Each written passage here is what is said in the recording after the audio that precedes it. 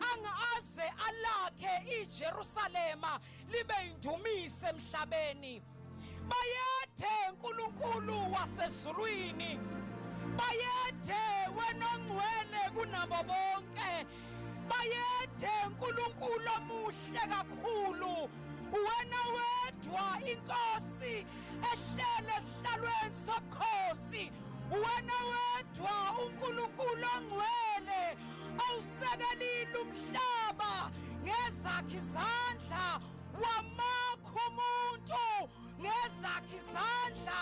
Nasekuseni dwala lensindiso yethu, unamandla amakhulu, uvulile ulwandle olubavu, bawela abantwana bakwa-Israyeli, uvuse abafileyo. Namhlanje Baba siyathandaza egameni likaJesu, siyakunxusa Nkosi ukuba usivusele abantu benhliziyo yakho, abantu abangezukulala ubusuku nemini, abazoqapha ibandla lakho, abazothela konke Baba wethu onamandla, ngoba sesibonile ebandleni kuningi kungenile, isiyaluyalu nesiphithiphithi, nabangakholwa abasakwazi ukusihlukanisa nabo, bacabanga ukuthi sesifana nabo.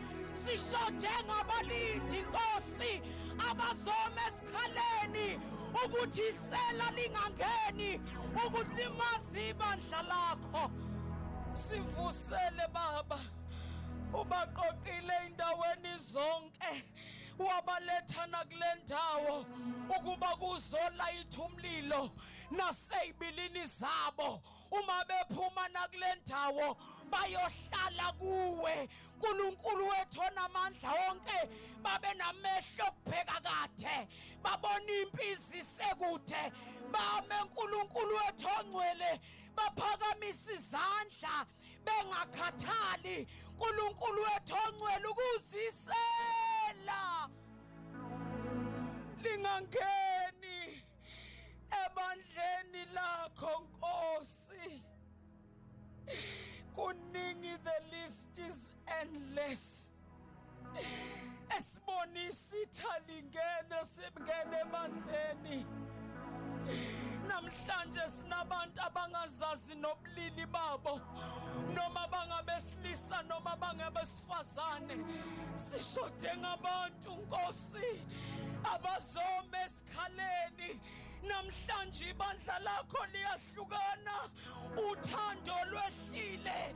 Sisode ngamasosha azome emngceleni, alilindi ibandla lakho ngesineke uNkulunkulu, sivusele bona.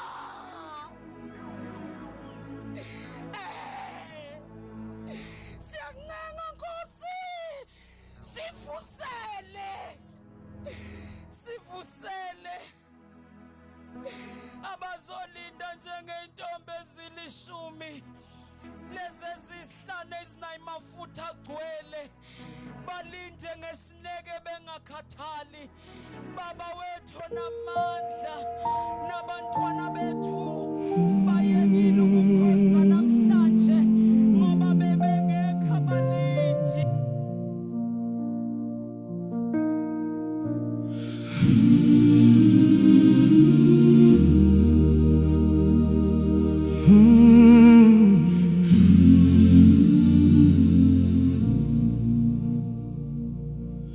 Gidinga wena Nkosi,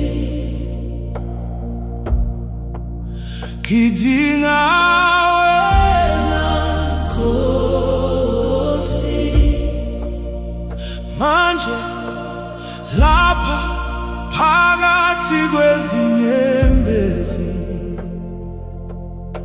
gidinga wena Nkosi.